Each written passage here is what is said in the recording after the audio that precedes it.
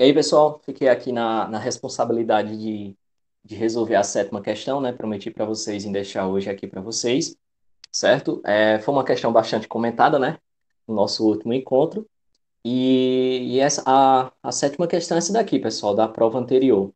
Ela diz o seguinte, ó, um projétil é disparado para cima com inclinação, aí o ângulo de inclinação é esse ângulo φ aqui, certo? Que é esse ângulo aqui, ó, da nossa figurinha com velocidade inicial, VI, em um ângulo θ, certo? Que aí, no caso é esse ângulo aqui, ó, tá? Em relação à horizontal. E aí ele fala, né, que esse ângulo θ, o ângulo inicial, ele é maior do que o ângulo φ, né? E aqui a gente vê na figurinha que ele é maior do que o ângulo aqui φ. Como mostra a figura abaixo.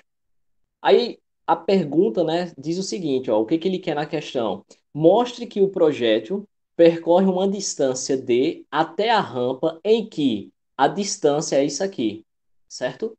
Então eu tenho que mostrar, né, que o projétil ele faz esse percurso aqui, ele percorre essa distância, tá?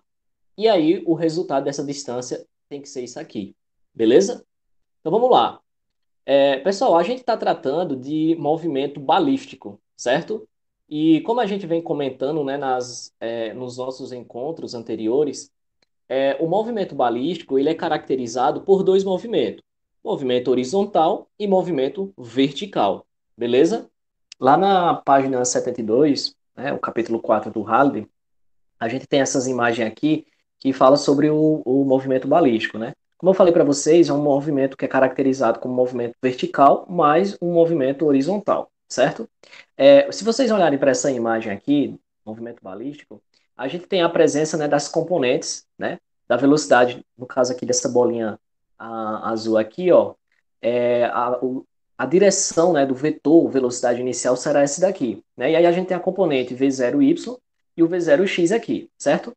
Pessoal, conforme vai sendo realizado o movimento balístico, a gente percebe que a componente Vy ela é uma velocidade decrescente, certo? Por conta da presença, né, da força gravitacional, da aceleração, né, que é contrária ao movimento. Então, ela vai perdendo velocidade, né, até atingir a altura máxima, certo?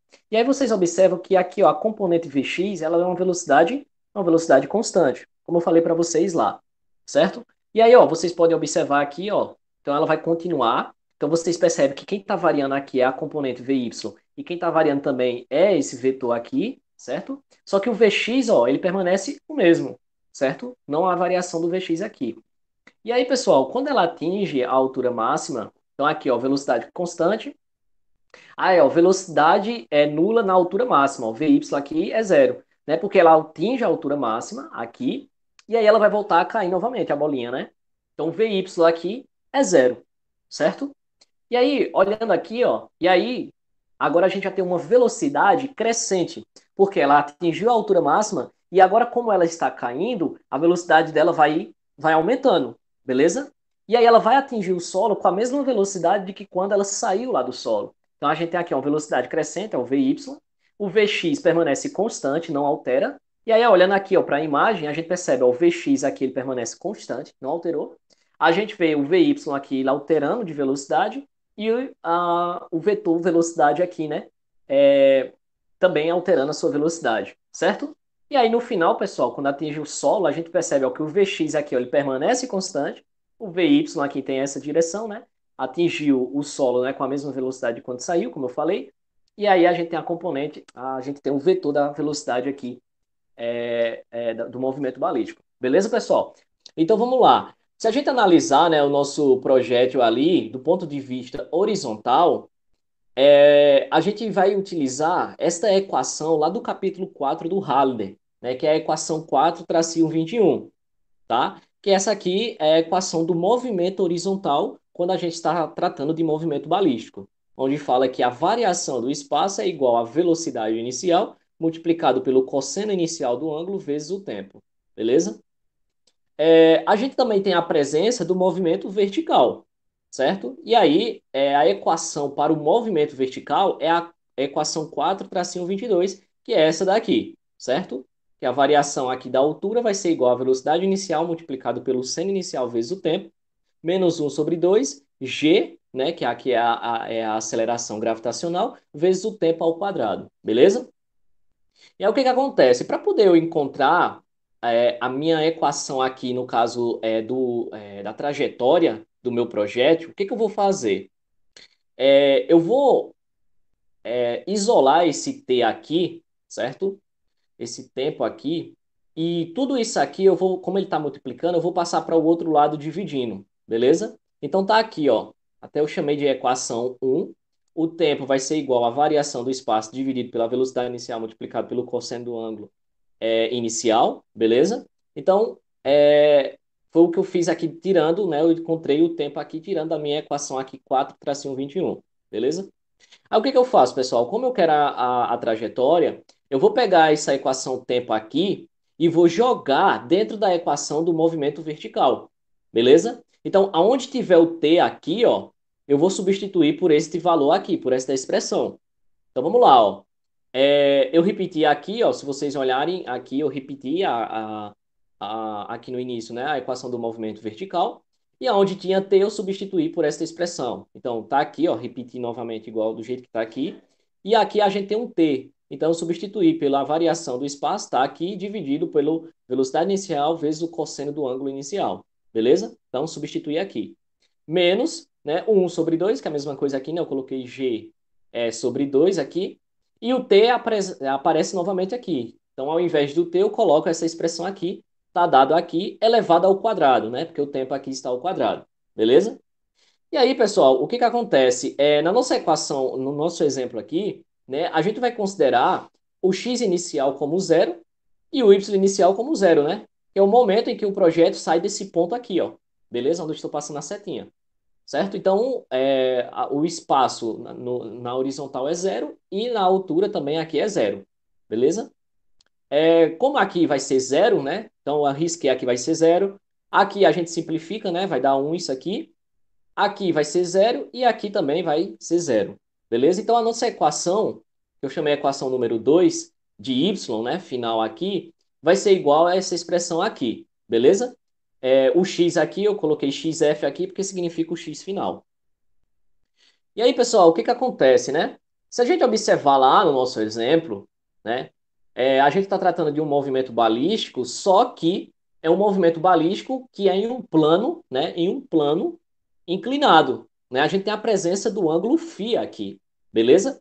Então, como ele quer calcular a trajetória desse ponto aqui até esse ponto aqui, e a gente agora está tratando de ângulo, de um plano inclinado, a gente tem que fazer aqui lá, né, as propriedades lá do triângulo retângulo, certo? Então, o que que acontece?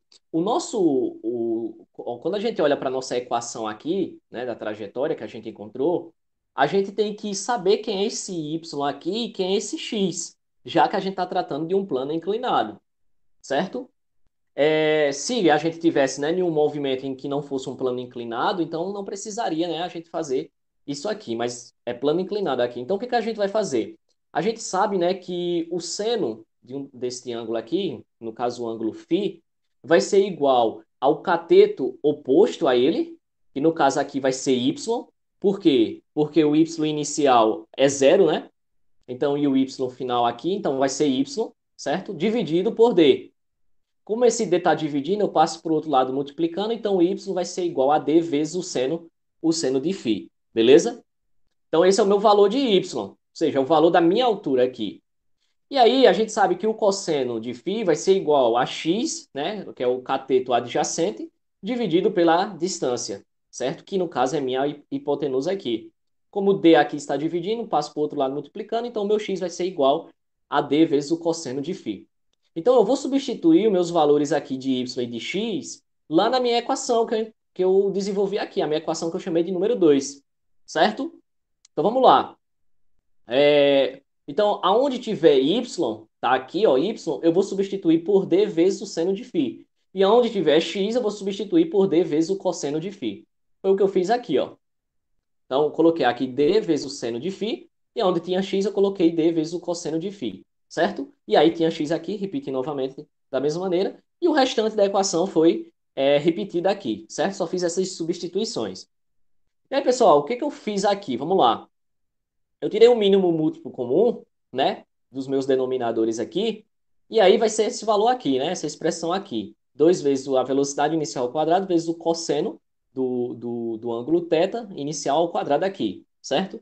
Então, quando eu pego esse valor aqui e divido pelo cosseno inicial aqui, vai dar essa expressão aqui, né? Ó, 2 vezes a velocidade inicial ao quadrado, o cosseno inicial de θ, né? Porque eu dividi o cosseno ao quadrado por esse aqui, então fica cosseno inicial de θ. Vezes quem? Aí eu vou repetir a expressão que está aqui em cima, né? O seno de θ inicial vezes d vezes o cosseno de φ. Menos, certo? E aí quando eu pegar esse valor aqui e dividir por esse aqui, né? Vai dar 1 vezes isso aqui, então vai ser, eu vou repetir isso aqui, certo? E aí, se a gente observar, né? A gente tem a presença do D aqui nos dois lados, né? A gente tem D aqui e a gente tem D aqui. Então, eu vou simplificar, né, essa expressão aqui. Então, eu vou colocar o D aqui, ó, na frente, certo? E aí, vou multiplicar por restante da minha expressão aqui, certo? Então, 2 vezes a velocidade inicial ao quadrado, vezes o cosseno de θ inicial, vezes o seno de θ inicial, vezes o cosseno de φ, certo? Quando eu multiplicar isso aqui, né, volta à expressão anterior. Menos, e aí, aqui, esses dois termos aqui está elevado ao quadrado, né? Aqui é d ao quadrado vezes o cosseno de φ ao quadrado. E aí, o que é que eu faço aqui, né? Eu repeti aqui menos o g vezes o d, vezes o d aqui, né? Porque quando eu multiplicar aqui por d, vai ficar o d ao quadrado, vezes o cosseno de φ ao quadrado, beleza?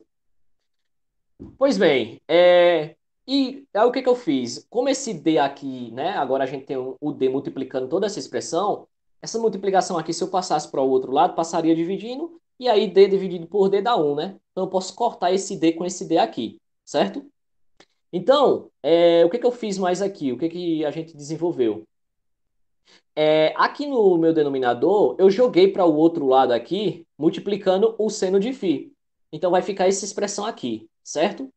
Igual, e aí eu repeti novamente o que tinha aqui, né? Fiz a repetição. Aqui não deu para para colocar, mas aqui seria menos, né? E aí essa expressão aqui, g vezes d vezes o cosseno ao quadrado de φ, que estaria aqui, beleza? Então, pessoal, o que que foi feito mais? Vamos lá.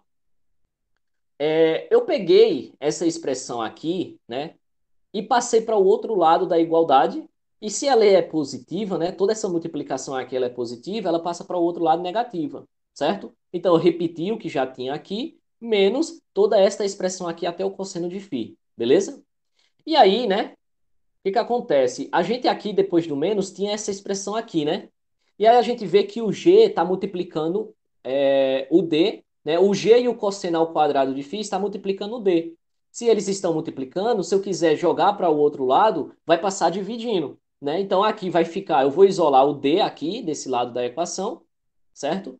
E vou passar para o outro lado aqui, né, dividindo. Então vai ficar menos g vezes o cosseno ao quadrado de φ, beleza? E aí, pessoal, o que que a gente fez aqui? A gente percebe, né? Aqui tá. Não ia dar para mim continuar aqui na folha, então eu fiz aqui embaixo. Então, o que que eu fiz aqui? A gente percebe, né, que dos dois lados aqui, a gente tem a presença dessa expressão aqui, né? Ó, 2 vezes a velocidade inicial ao quadrado, tá ela aqui também, certo?